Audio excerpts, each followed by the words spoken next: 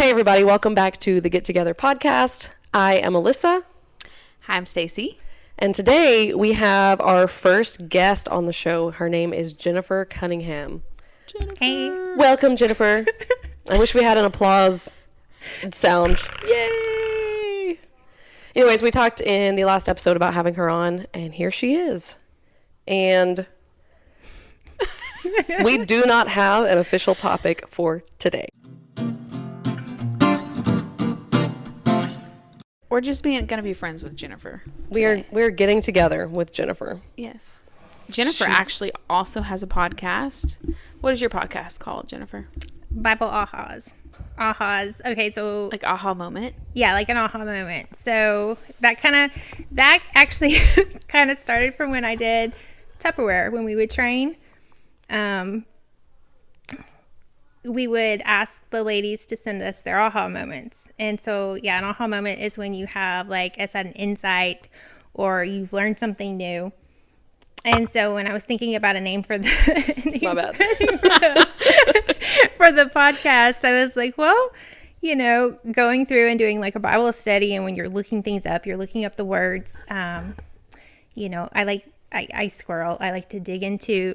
I was telling Alyssa the other day, I started studying my new chapter that I was looking through, and I was planning on getting most of it done the other day, but instead I started squirreling on looking up the names of the disciples of what they meant. And I went down this whole bunny trail. But anyway, when you look up the words and you look up all the references and everything, you have a whole bunch of aha moments. And I mean, you can have aha moments just from reading the Bible without looking up all the stuff. Yeah. But, you know, if you're like me, you scroll and go down bunny trails, and yeah. I feel like that's when you learn the most. Like, oh, this lines up with this, and that's why this happened. And that's who So, that but guy your was. podcast, though, it leads you down these rabbit holes, right? Like, it's structured. I try to. I have the rabbit holes before I do the podcast, so that maybe I don't go too far down. That's the fair. rabbit holes, because I could really go down a bunch of them. But I kind of just go through like a chapter at a time. So I'll like I'm going through Matthew right now, and so I'll just go through the chapter and talk about, you know, just each section of it piece by piece, kind of explaining some of it, because I mean, especially like with TikTok. If you watch TikTok videos and people are talking about the Bible, like there's some weird, Oh my gosh. random. Yes. Oh, yeah. And I'm like, that's not what that verse means. That's not in context. Yeah. And I'm like, I think more people need to look at it in context. I mean, I saw a guy one time he was talking about Judges, and he was talking about like towards the end of Judges, something that the people were doing in the Bible. And he was like, God approved of this, and this was terrible. And I was like, if you read that chapter, it literally says that they were doing what they found right in their own eyes, Right. and were turned against God. Yeah. Like, we're in the book of Judges. This There's is the going to be some whole judging. book of Judges. Is them doing stuff that they should not be doing and being like, oh, we're going to do our own thing. And and they take it out of context. And I was like, we need to talk about context here. So. And I think it's good too, like, it's good to have women, like Bible scholars for us women, because like I hear men preaching and teaching all the time, but it's cool to have somebody else who feels more like a peer and like a friend to get that kind of information from, because then it's more like you're talking, playing off each other and getting insight from each other. And that's always good to hear too, because I didn't even realize it until I started this, that there is like a lot of pushback still for women doing any kind of like Bible study or anything. Like, I had somebody send me a message and tell me you should only be talking to God and your husband. Really? Okay, so if we Like- can go off on a rabbit hole right now, unpack that verse for me, where the Bible talks about how women should be quiet in church and So I haven't ask their husbands at home, I guess. I haven't like deep dive studied that one yet. But here's the simple thing for that is that back in that day, women, it was only the men that went to study the Torah. Okay. They were the only ones that got an education. Women weren't they didn't do that. So we're basically talking about people who have not studied and don't know scripture shouldn't be teaching it. Yeah. That's basically what it was, because anything that they were learning from their husbands. They were learning from their brothers because they weren't allowed to do that yet. Now, of course, with Christianity, actually one of the books that I was reading in theology, he was talking about how with Jesus came a lot more, he took a lot more care for the women back in a day when women were kind of socially deemed less than men. Yeah. They weren't allowed, to go study or anything like that. You notice in scripture that Jesus actually stops to heal, he stops to talk to the woman who, touches his garment. Right. He stops and talks and cares for people like, Mary and Martha, and he takes more care to stop and talk to them. And that really wasn't something that was done as much that day. Yeah. And he was talking about when you see Christianity in its true form, not legalistic, Right. but in its true form, reach a country, the women start having more abilities to go out and do more things because they're viewed as a soul, not just a lesser person anymore. That makes sense. So, I mean, like our church doing BGMC, one of the ones that we did not long ago was for girls in a country where they don't get to go to school. They pretty much get auctioned off when they're like our kids' age, even younger, to grown men to be their wives. And they're deemed as nothing, really. But with missionaries going there and Christianity reaching those people, those girls are starting to get to go to school and learn things and have hope again. Yeah. So then that's one of the important things about context and reading through scripture is that you also need to know kind of the time frame that you're reading. Yeah, absolutely. Because there are things that are going to be written, you've got to know what audience it's being written for. Like when we were studying about Matthew, Mark, Luke, and John, Matthew wrote his gospel for the Jews. So there's a lot of references to the Old Testament. Mark was to the Romans. They were very action-packed, so he has a lot more action words in his, it's more about Jesus went and did this and did that. Sure. And then Luke, he was a physician, so he writes a lot more about the births and the miracles. He was writing to the Greek philosophers, so you're just there's like a different tone to each one.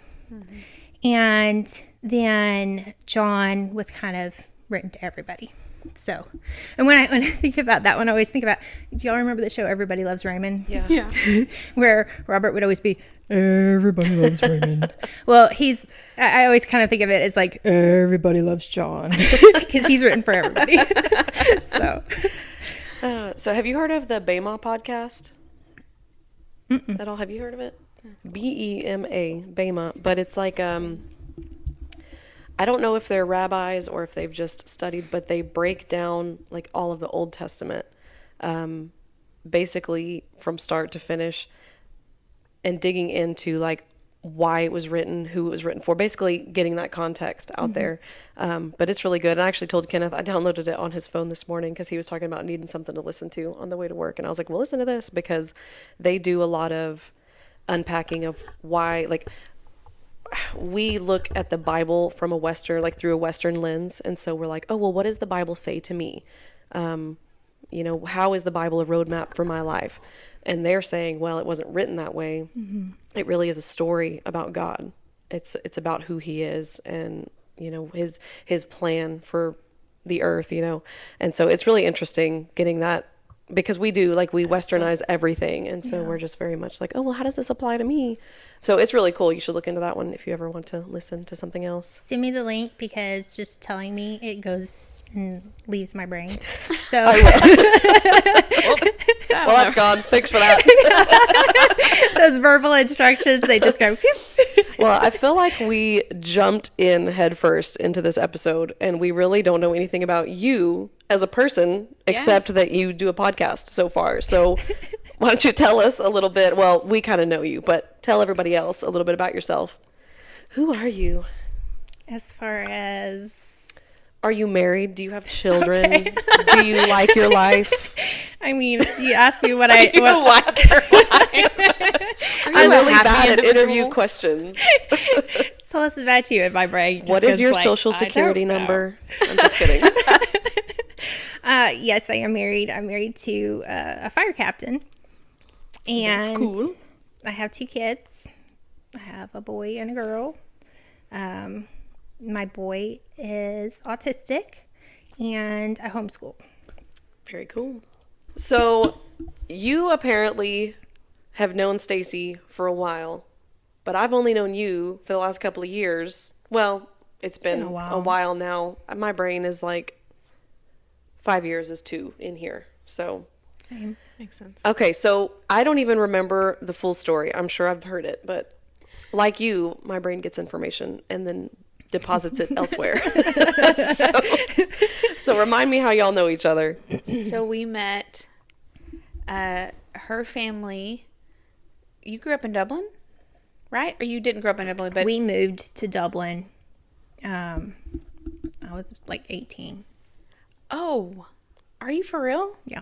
How old were you when I met you? I think 18 or 19. I think 18. How old were you? What is y'all's age difference? I'm 38. I'm 39. I mean, that makes...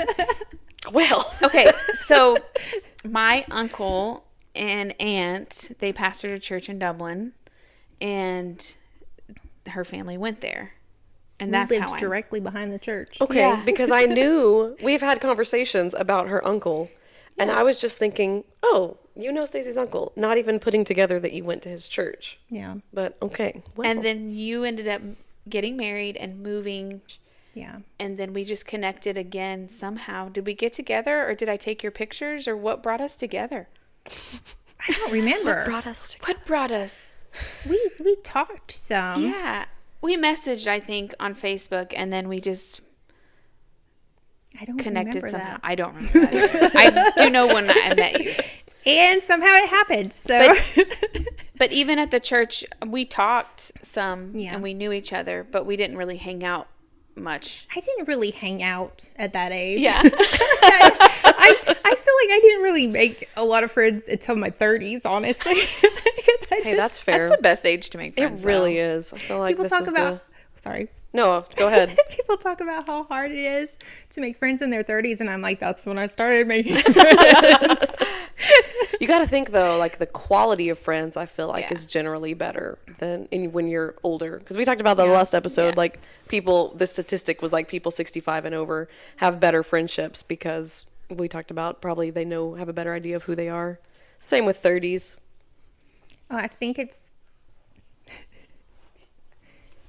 in your 30s when you start, at least for me, when you stop worrying about what other people think. Right. Yeah. And you just kind of like, well, I'm just going to do what I'm going to do.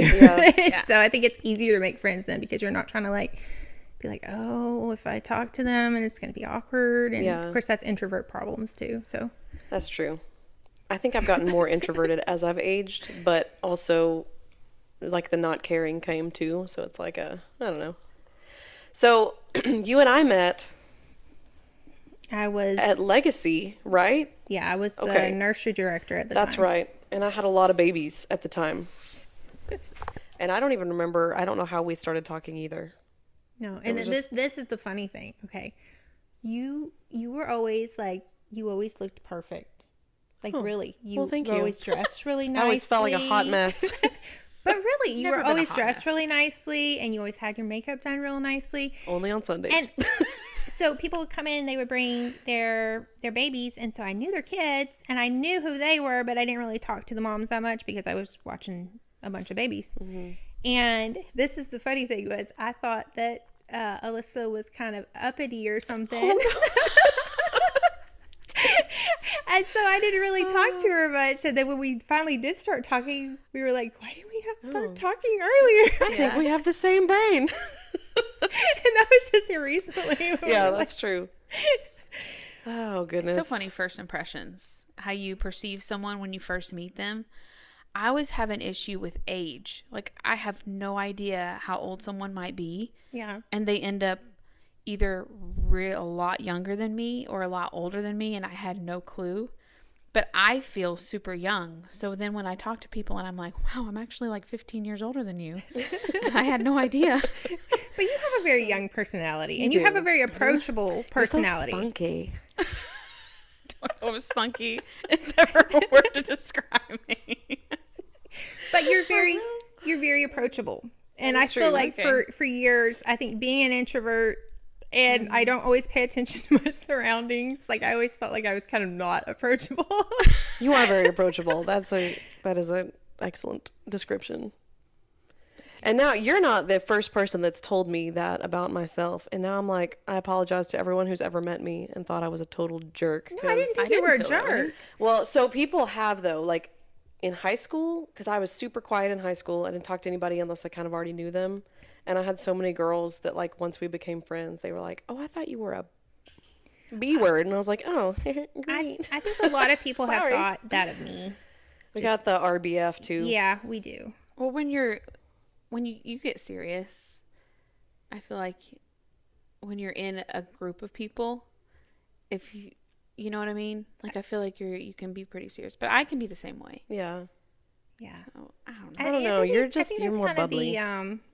It's like an extroverted introvert. Like when you're with a Yes. bunch of people, it's just kind of like, okay, I'm not talking to anybody, and then they Yeah. all think that you're that you're not What's wrong with approachable. that girl? Dude, And I think that with me a lot, and Yeah. I've tried to make more of an effort to be more approachable. Yeah.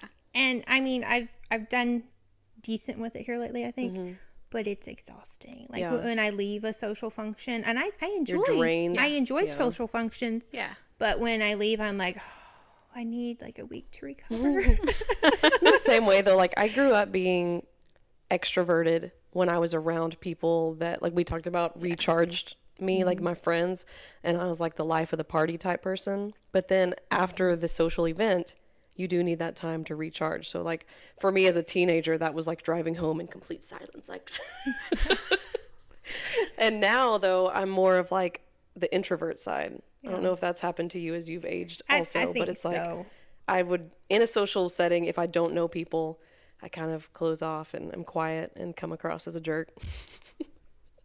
You didn't come across as a jerk, though. You know what I mean, though? Like, I I'm not think talking it was about that just instance. But I felt like you were so together that I don't. You did. You looked very Girl, together. my life was falling apart when we were going to that church. But you looked together.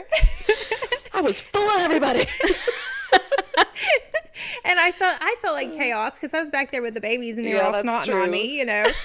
And You're like the lady on Beauty and the Beast. I need 6 eggs. She's got like all the babies. I had a lady come back to the nursery one time asking for wipes because she said somebody hugged her and she had makeup on herself, and I'm standing there like, do you seriously, see what's I've, on you? I've You're like, got girl, I like got- snot all over me. Gotta Yeah. throw up. This is what I happens. think that's pee on my shoe. I served in the baby room for a very long. I still serve in the baby room. I like the baby age, I except like for going back there. when it's snot and stuff from people who are not your child. Yeah, Yeah, that's another level. I can handle most of it, but we did have a couple kids that I don't know what their parents fed them. But I have a strong stomach and I don't gag easy. But there were a few of them that I was like, "What did you eat?" Oh my gosh. So I don't even remember how we all figured out that we all knew each other, but I remember you saying something about, oh, you were taking pictures one day. We were having a conversation and you were like, I'm taking pictures of my friend Jennifer Cunningham. And I was like, I know Jennifer Cunningham. Jennifer Cunningham? And we were like, what? And figured out that we all knew each other. Yeah, that's the great. Like, we both knew you from different parts of our life, And different, like, towns that Different aren't towns. close, Yeah. but different years. it's a small Texas. Oh, man. So anyways, we've been talking a lot today about our brains getting rid of information. We talked about rabbit holes. Are all of these typical brains, or are these Divergent type things. We got to tell everybody You though dive that in you're there. kind of like a professional I'm at. not a professional. She's a professional because she reads and I don't. So You've researched and she you knows more than me. So she's a professional. I read books. Yeah. And my What's son. that? Never heard of a book before. I've never read a chapter in any book. That's how I feel. What? Well, I mean, it's not like textbooks. Like, it's not like a professional. Well, tell us how you got on the train of reading all of these books. You said your son is autistic. Yeah, that's how I got on the train of doing that. Which, I mean, I get on random trains just because, I'll see something and be like, I need to read about that and look that up. But when I first found out Colt was autistic, I had people give me all these books. And at that time, I'm like, I'm completely overwhelmed. Right. Like, this is too much. No books. Yeah. Leave me alone. Let me wallow. I had to process it Right. first, and then, I think you have to process and you have to become okay with things the way they are. Yeah. And, What age did you find out?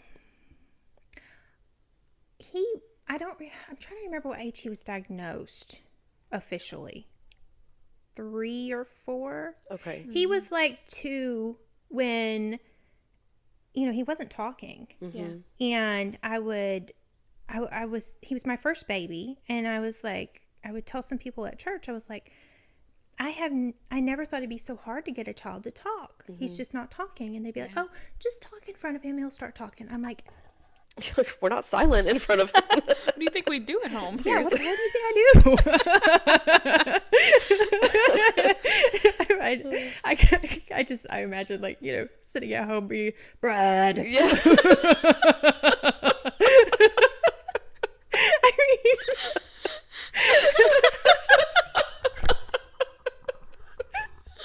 Did you say bread or Brad? Brad. Brad. Brad. Wait, who is Brad? Where did he come from?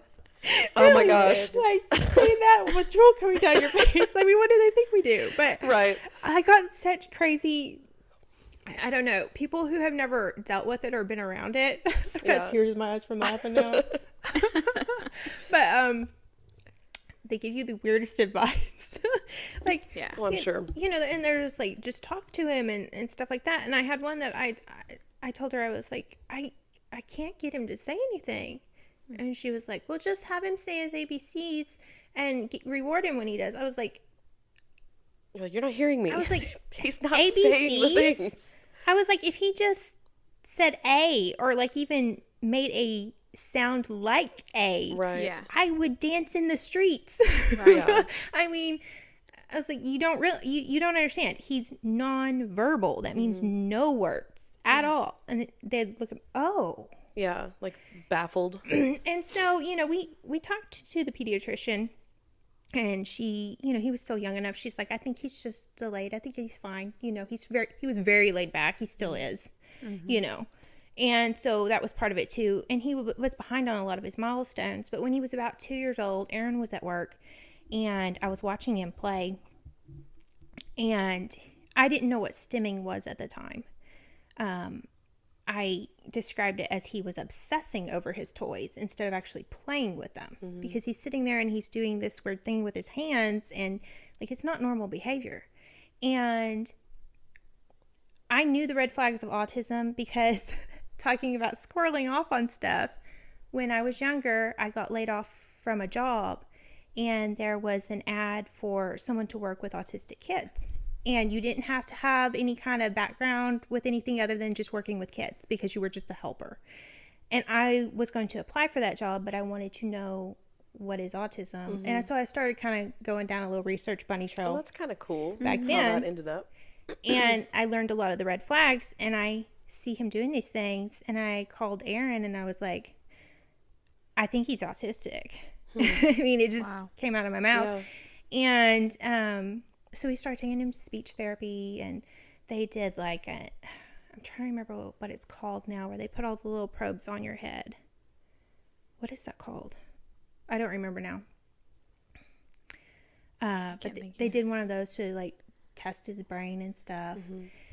And we finally ended up taking him to a lady, and she, she diagnosed him with autism, which we needed. We already knew he was, but we needed it to get the speech therapy and everything. Yeah. So I started reading some stuff, trying to figure out, since we're homeschooling, trying to figure out how to better teach him, because he was in public school for several years. Like, he started preschool at the age of 3 so he could get therapy. Mm-hmm. And the entire time he was in public school, he was basically doing pre-K work. And we got him home, homeschool. We did pre-K work. He's almost 12, and I'm incorporating some kindergarten work now too, but we just kind of go at his pace. But I was like, I feel like we're missing something, because we're going over the same things over and over again, which he does learn best with repetitive stuff, which at first drove me crazy, because it's like you do the same thing over and over and over again. Mm-hmm. I'm slowly getting used to doing that. Yeah. But I was like, I need to figure something out, because I don't feel like the curriculum is helping him enough. So I got a book by Temple Grandin, The Autistic Brain, and I started reading through that. And she talks about how there are different types of thinkers. And she used to think that it was just, there are picture thinkers and there are verbal thinkers. Most curriculum is written by verbal thinkers. And she said, but there's actually kind of 2 categories in the visual thinker category. You have the visual thinker, the person that thinks in pictures, and you have the pattern thinker, the person who thinks in patterns instead of words. And she talked about how she was a picture thinker. And you think about that with language. Someone who's autistic, most autistic people are either picture or pattern thinkers, from what I read. And so you think about that in trying to develop language. It's like, if you're thinking in pictures, how do you express that? Yeah. And the more I read about it, the more I felt like Colt was a pattern thinker. And so, what does that mean? Versus, so instead of a think about picture. Computer code. Okay. There are people who, they can see the code in their brain. That's how their brain thinks. They can like map it out. The people, that blows my mind. I think a lot of people who are computer coders, a lot of them are autistic. Yeah. So, yeah. But they're pattern thinkers, and so they can actually think of the code in their brain and see what's wrong with it. And I kind of think that's how Colt's work. I don't exactly understand it, but I know he loves puzzles and he loves putting things together. And so I just kind of completely changed his curriculum. Mm-hmm. We were doing a lot of paperwork, which most curriculum is. We still do some paperwork because he still needs to work on his hand-eye coordination and writing skills. He's still working on that. But I started getting a lot of manipulatives. Mm-hmm. So like counting bears and things like that. Things that aren't even normal school supplies. Like, I got a big pack of gummy bear playing cards at Five Below, and we use them with the counting bears, and I have him put the bears, match them. We talk about the colors, we talk about the numbers, and we started doing that every day. Very repetitive. Counting bears. I started doing ABCs with him, where I'm drawing a picture and incorporating the alphabet into the picture. He likes to watch me draw it. That's cool. And we go over those every day. And what I noticed is now he's starting to point out letters, numbers. Oh, that's awesome. Colors, and talk about them more. Mm-hmm. So I could tell a big difference. Like, it helped a lot. So at what age did he become a little more verbal? Because you said he was nonverbal, and that's kind of how you knew that something was wrong. When did he start talking? I'm trying to think. I'm not exactly sure. Mm-hmm. It's been a while. He was saying some words. And I mean, when he was really little, he did say a few words, and then he kind of stopped too. But he kind of goes through phases like that, where he'll do something and then he'll stop for a while. Like, he would give kisses, not real kisses, but he would go, mwah.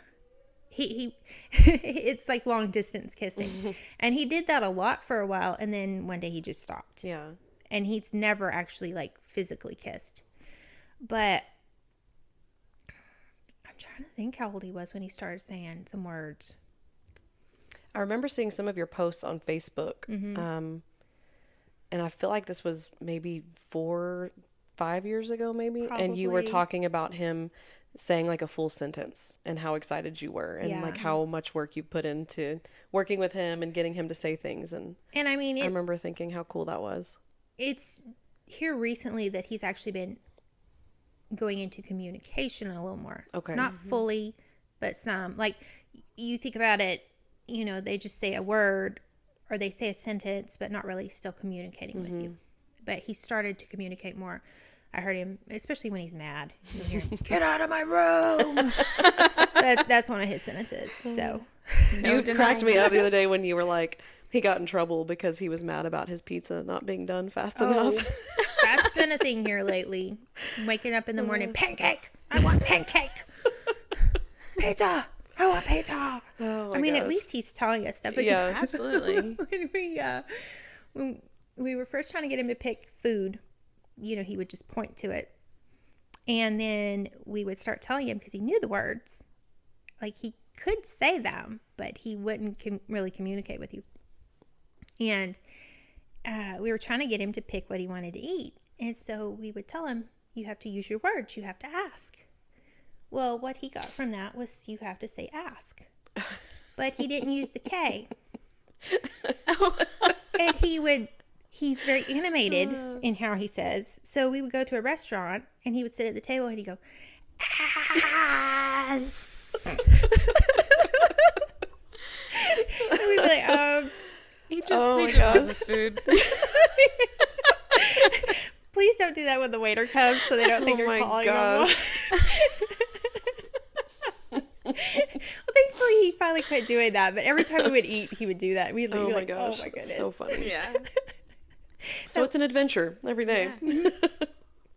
That's awesome. I enjoyed our conversation the other day because when I texted you and I was like, I don't want to sound offensive, but I asked you to kind of explain more in depth Colt's brain and stuff because I don't know anything about autism or things. And the way you explained it was really good. Like, it made much more sense to me when you were talking about the pattern thinking thing and the way that his mind thinks the things, but he just can't verbalize half Yeah. of what he wants to say. So that was helpful to me. And that's something too, because a lot of times I think there are a lot of people that think of autistic kids as a kid that throws fits.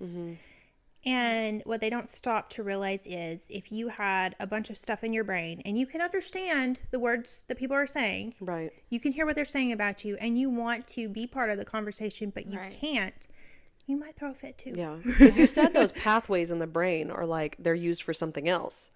Right? Is that There's- kind of how you... So what I read, and I don't know, a brain expert might be like, oh, she's got this wrong. But what I read was in a neurotypical brain, there are different sections of the brain, for different functions. And if you do an MRI scan of a neurotypical, like when they're performing a certain task, that area of the brain that's supposed to lights up. With a neurodivergent person, and this can be people neurodivergent, you've got like ADHD, you've got autism, there's a lot of people in this category. Their brain isn't firing the way it should. But your brain, like, if they're performing a certain task, that area of the brain may not fully be lighting up the way it should be. But your brain doesn't just not use space. It will reroute and use it for something else. So let's say, it's the social part of the brain and it's not lighting up quite the way it should, but then there's an area that they're really good at, that their brain's using that portion and the portion it should be using. So sometimes you'll have people that will say, well, it'd be nice if they could be normal and be really good at what they're really good at. And like, that's not how it works. Right. Because they're using more of their brain for that area. For that Right. actual thing. Years ago, autistic people and people with Down syndrome, they would send them that's away. true. Yeah, they'd put them in like insane you didn't asylums see and it. Yeah. stuff. And yeah, that is very true. And you read old texts, you read about someone who they called them dumb, somebody who couldn't, they couldn't speak. Right. Yeah, And who knows how many of them were autistic. that's true. And you look at, I think, was it Thomas Edison? He had a lot of issues when he was younger. There's a lot of the really intelligent people The who invented geniuses, stuff yeah. that if you look at their youth, I think it was Albert Einstein that they called him an idiot in school, Reading and that. that they were We just read that, neurodivergent, right. and they were using the part of their brain that people wanted them to use for something else, or Yeah. where they're supposed to be using for something else, for that part that they were really intelligent in. That's super cool. That blows my mind. Brains are wild. Yeah. So a lot of people view it as a deficit, but there's an asset to it Yeah, also. for sure. Have you read much about the association of apraxia with autism? What is that? When we were doing a program called Gemini with Colt, which was a speech program that he did for a while. Yeah. I remember them talking a little bit about apraxia. I haven't really looked into it, but they had what they called the apraxia protocol, and that was the very repetitive videos, and we found that he did better with those. Okay. I'm trying to I don't remember, though. That was a long time ago. Apraxia? No. Apraxia is, I don't even know how to explain it. It's a condition. Of the way, so someone can have apraxia and know what they want to say, but they can't actually articulate Oh, I it to gotcha. come Yeah. out. Okay. If that makes any And sense. they have It's to have a also- lot of speech therapy also. The way I didn't Can't- know, and then you like described a learning thing. I was like, is this a curriculum? Sounds like something like that. It Well, you does. probably thought that because I said they had the apraxia protocol, Yeah. which was it was the same program that he was using, but he wasn't making progress with it, and so we tried the other one where it was just more repetitive or something to help with that, and that seemed to click better with him. He does good with repetitive, Yeah. which is probably why he himself is very repetitive. Yeah. He's been vocal stimming, and he went 10 months chanting "Don't Break It." It's like my favorite story from you. I know it's a very trying time for you. but It about broke me, but it's funny now. don't break it. Well, I mean, think about it. Like if we're recording now, the whole time we're sitting here, I'm sitting here going, "Don't break it, don't break it, don't break Don't it." say it too loud. He'll start up again. Well, now it's "Don't eat the seed." I love that too. Don't eat the seed. All right, so all of the autism reading that you went down, you discovered about yourself that you basically self-diagnosed yourself Well, as I ADHD. kind of always felt like I was. I'm pretty sure my mom felt like I was too. But well, I was reading this book, and it was talking about the way that neurodivergent brains work and neurotypical brains work. Well, I'm reading the neurodivergent list. I'm like, I do that, I do that, I do that, oh, okay. I'm reading this for my son, but I'm learning things about myself too. Yeah. And I found out my husband is normal. I thought he was weird this whole time. No, his brain is normal. My brain is the one that's different. Because, so this is a really weird one. We were talking, I think before we started recording, about how we, our brains latch on to random information. Yes, yeah. My brain latches onto conversation, which I found out is actually, it's a form of exceptional memory, and not everybody has it, which is why I get so frustrated with people for so many years, because we could have a conversation 20 years ago and be talking about something today, and I would probably remember pieces of the conversation. I for sure do that. Do you really? Yes. I will lay in my bed and do this. Like, I don't remember this. well, and most of for me, it's like, why did I say that? And I will think of conversations years ago. Okay, well, I do and that think, too. "Oh, what in the world was I thinking? Why did it's more about myself maybe. Yeah. That's mine. It's like I think so I don't know about if all the that's- cringy moments, and I'm like, oh, I wish I could erase what I said there. Well, it's, I think she remembers everything though. Yeah. Not I feel everything. like that may be different. like, I can't, you might tell me something important and I'll forget it in a second. Okay, Okay, I got that like check mark the too. name of a podcast, like Yeah. it'll go, phew. But then some random conversation, Yeah. I will remember word for word.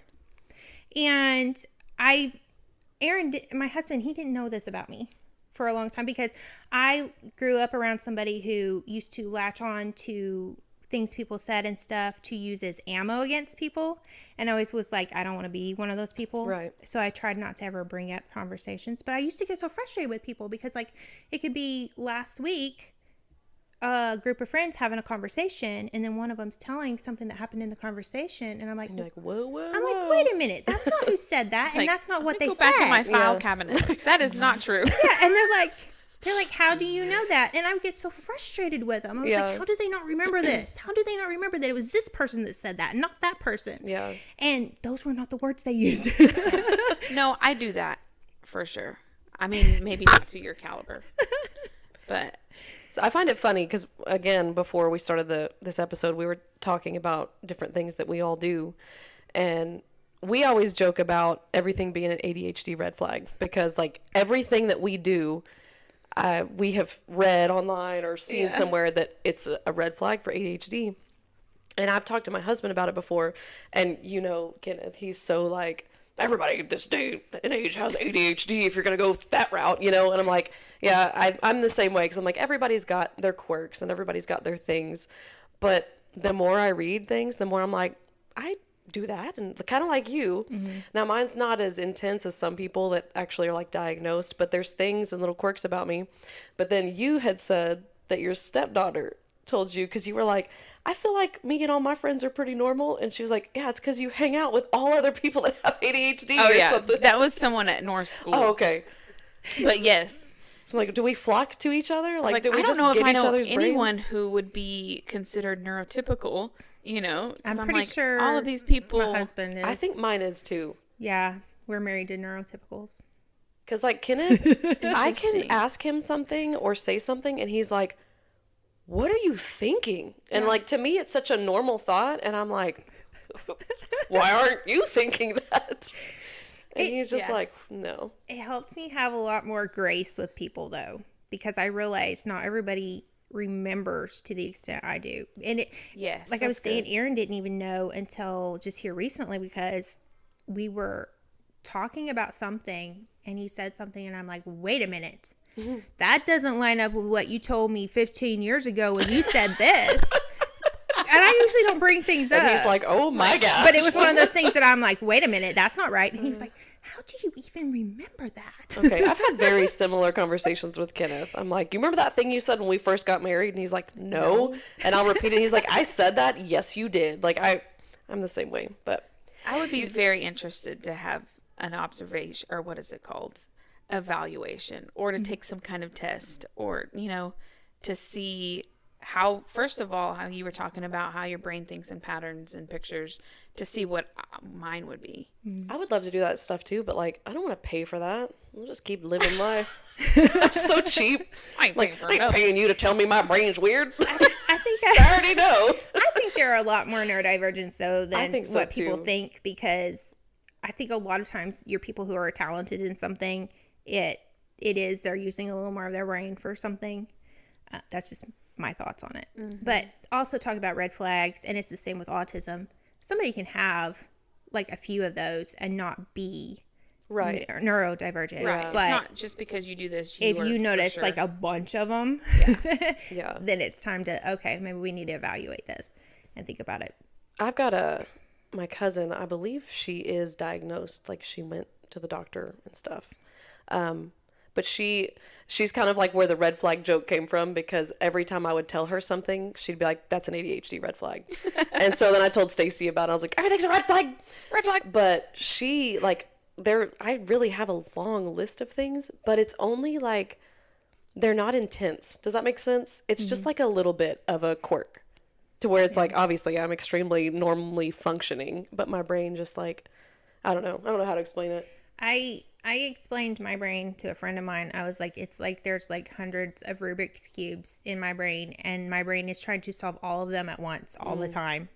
And that's why I cannot do a lot of, like, if I might not do a lot of physical stuff during the day, but still be exhausted at the end of the day because my brain's exhausted. Has been working overtime. Yeah. I was making sure that was. And that's why I have to write lists, because I'll squirrel to so many 100, different yeah. things. And see, you're good at like forcing yourself to do things. I'm like, I need lists and I need to follow them and I need to do these things. But then I'm like, no, I'm just going to sit down and freak out mentally. Like, I don't ever make a plan to fix my life. I just had struggle. to. So this is something that was really good for me. I had to when I became a Tupperware director. Because you were in charge of a bunch of people too. Yeah, because I was eventually an organizational leader. And so I had other directors under me and I was juggling a lot of different things. So I had to make lists and to discipline myself on some of those things. Otherwise, it just wouldn't get done. Yeah. And I mean, like I was, that's back when I was doing all the Tupperware parties. I was doing like 6 or 12 a week. Yeah. And then also running teams and, doing that. So. Yeah, that's a lot. Me and Kenneth just this morning, you're talking about your brain like being a Rubik's Cube. I did that this morning. Like we always get up and read together.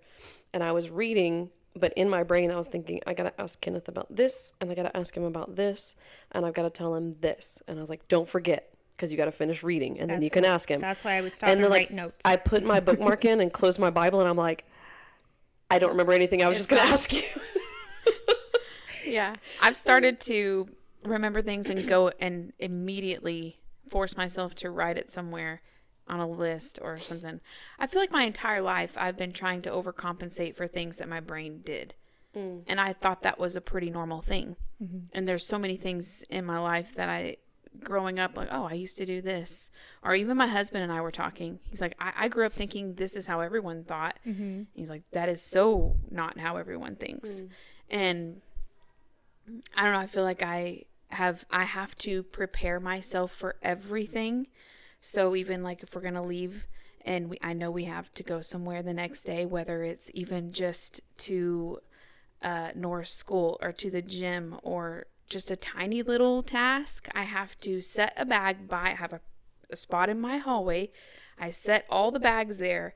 I set everything that I know I'll need to get out the door in that spot. Because I know in the morning I won't be able to find any of it, and then I'll be frazzled and going, where's my keys? Where's my phone? Okay, so I'm on the opposite end of that because I will plan in my brain, but wait till the absolute last second where we're walking out the door, and I'm like, where's everything I need? And I'm just like angry about it. like that. Again, with my non-problem solving. Oh, goodness. I was going to say, though, earlier you were talking about how you've learned to have grace for other people because you realize that their brains don't work the same way that yours does.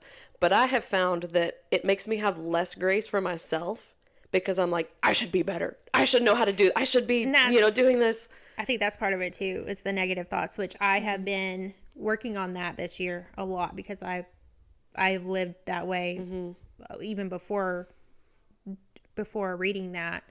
It's hard. Just constantly being very hard on myself. People always talk about people judging other people more than they do themselves. I'm like, I feel like I give everybody else a lot of grace, and then I'm always really, really hard on myself. Yeah. This year, I've been learning to give myself grace, and I had a friend who she told me something, and it has been like my motto this year because it's helped me a lot.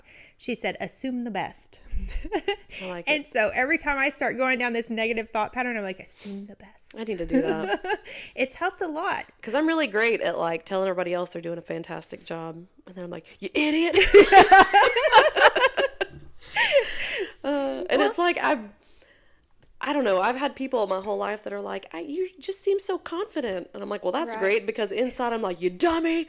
And I'm just like, nothing goes good in my brain for myself. Like very negative self-talk. Oh, I feel like I'm in therapy right now. I've had people tell me I'm a very calm person. Same. And I'm thinking, are you, I don't think. You're like, my life is on fire inside. Inside my brain, I'm like someone running naked in a field somewhere. On fire, though.